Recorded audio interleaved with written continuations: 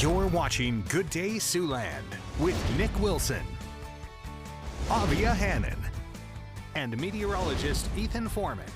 From KCAU 9 News, this is Good Day Siouxland. Well, good morning. It's 6:45 on this Monday morning. I'm Nick Wilson. I'm Avia Hannon. And I'm Ethan Foreman. And overall, this day, weather-wise, hasn't been too bad to start things off. I know. I definitely noticed it was a bit warmer out on my way into work. What's it supposed to look like the rest of the day, Ethan? Yeah, well, we'll see. Actually, today being one of our coolest mornings for the week, as we have lots of lows near the 70s and upper 60s coming up, which you'll see in the 9 on 9 forecast. But that indicates lots of muggy conditions on the way.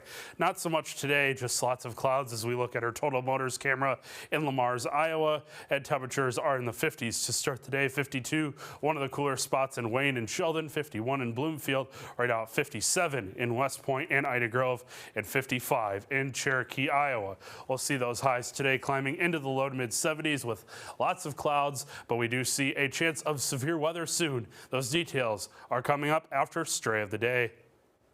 Well, it's being called a miracle in the skies as a skydiving plane carrying 20 people crashed shortly after takeoff in Tennessee.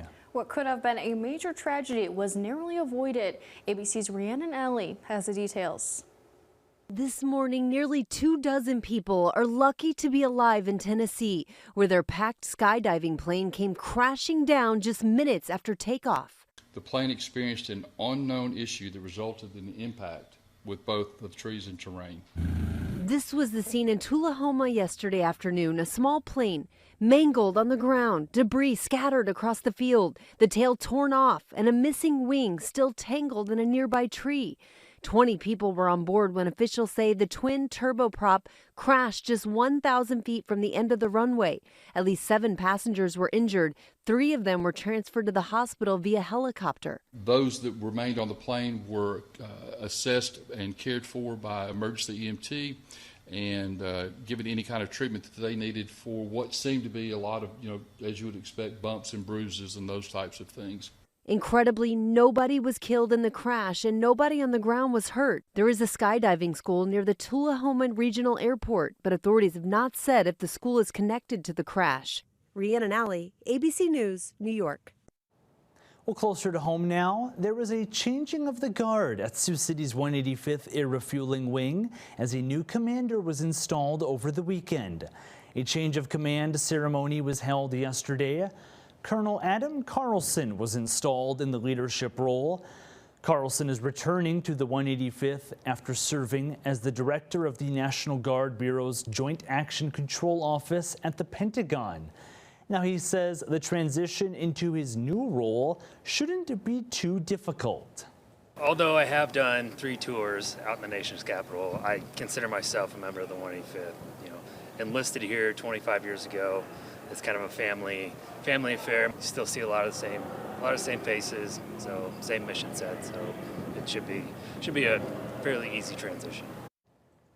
Carlson succeeds Colonel Sonia Morrison as she departs on her new mission as the Air National Guard Readiness Center Inspector General at Andrews Air Force Base in Maryland. She also expects the transition to go smoothly.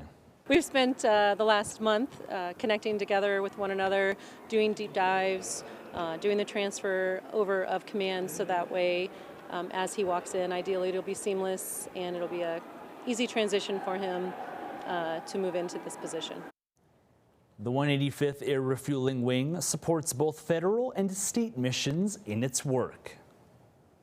Meanwhile, the United States' 250th anniversary is coming up in just over a year, and preparations are already underway in Siouxland.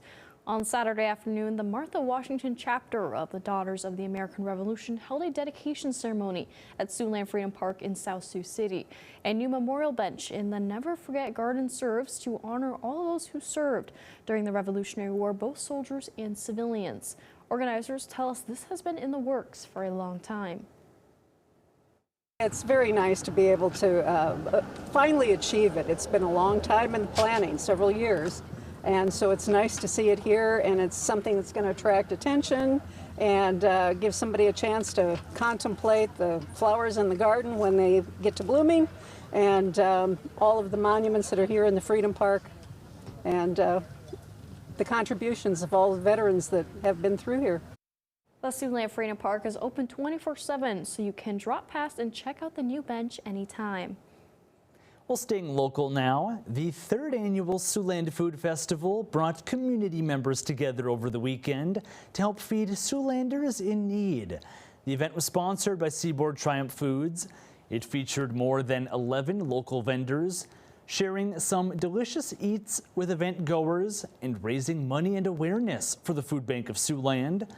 All proceeds from the festival will go directly toward purchasing food for the food bank and battling local food insecurity. The need is up in our community, and we are just trying to make sure that we meet that need and that we can be here for everyone that needs us. Our organization is for the community, by the community. The food bank's goal was to raise $40,000 from the weekend event. Also taking place over the weekend, some young Siouxlanders got a special introduction to fishing. The 29th annual Rivercade Youth Fishing Derby took place at Bacon Creek Park on Saturday. For $5 each, kids ages 4 through 12 were given a rod, reel, tackle box, a lunch, and a chance to win a brand new bike. An event coordinator told us the derby isn't just about catching fishing. It's not so much big fish or most fish and things like that adults do. It's mostly just letting them fish, and maybe they catch one once in a while. They don't always get a lot of fish or maybe even any fish, but they get the chance to throw their bobber in the water and their hook and see if they can maybe catch something, and to have the camaraderie with their friends maybe, and of course their parents or grandparents. According to organizers, over the event's 29 years, more than 12,000 kids have received fishing equipment of their own. Meanwhile, if you have a number 9 birthday coming up, KC9 would love to help you celebrate. That's right. Each week, we're celebrating the 9s right here on Good Day Siouxland. So if you or a loved one is turning 9, 99, or any 9 in between, well, we want to hear about it. Every Thursday morning, we share our list of birthday shout-outs, and one lucky person will take home a birthday gift from one of our sponsors. So if you want to be featured, just go to SiouxlandProud.com and click on Celebrating the 9s under the Contest tab to enter by Tuesdays at noon. Now it's time to meet today's Stray of the Day. Every day, we share a pet picked up by Sioux City Animal Adoption and Rescue who's waiting to go home. That's right, and this is Charlie, a 1 to 2 year old male golden retriever mix that weighs about 35 pounds. He was found on the 2800 block of South Cypress Street. The rescue says he's a social guy that loves people of all ages and other animals. Charlie is a long-haired pup, so he will require frequent brushing and grooming to keep his coat in good shape. Charlie is available for adoption now. And if you've lost your pet, you're looking to adopt, or you'd like to sponsor a pet for adoption, you can visit the rescue's website. Head over to SiouxCityAnimalRescue.com. Well, Charlie just seems like such a good dog. He really does. He's such a cutie pie. Definitely going to need lots of grooming attention, though.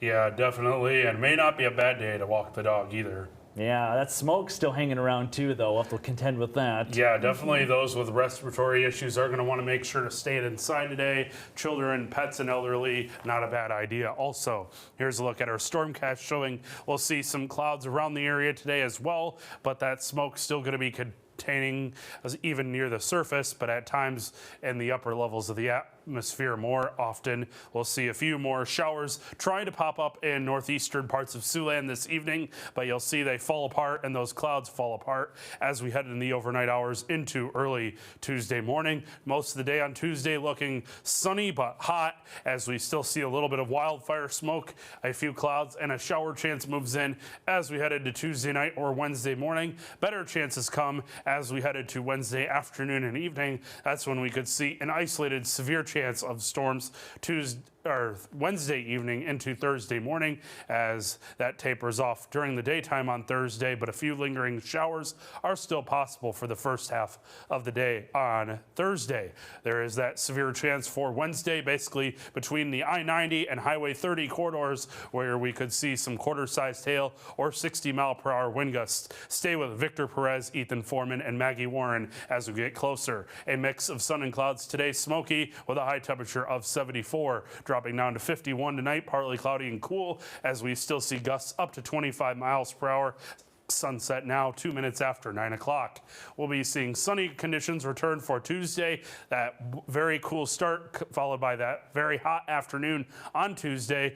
And then we'll see showers and storms move in Wednesday through Friday. But you notice those highs and lows are not as big of a difference as they will be today and tomorrow. That's indicating much muggier conditions move back into the forecast. Looking quite toasty for the Father's Day holiday weekend with highs in the upper 80s to low 90s. Showers and storms cool us off again by Tuesday, June 17. Now let's take a look at this morning's top stories. What you need to know before you go. And the Sioux City Public Library's summer reading program for kids and adults has been underway for a little over a week now. But today, the library's downtown location is hosting a summer reading celebration event to help get the season started. From 2 to 4 p.m., you can drop past the library to sign up for the reading program, meet some players from the Sioux City Explorers baseball team, and take part in activities like a scavenger hunt and crafting projects. The event is open to all ages and follows a come-and-go structure, so you can drop in at any time. And if you need more library fun, another event is coming up tomorrow from 2 to 3 p.m. Read to Me Dogs is making its return to the library. Attendees can share their favorite storybooks with specially trained therapy pups. It's a great way for kids to practice their reading skills with a friendly audience. This event is for ages 6 to 11, and you don't need to pre-register. Just drop past the information desk when you arrive, and they'll help you from there.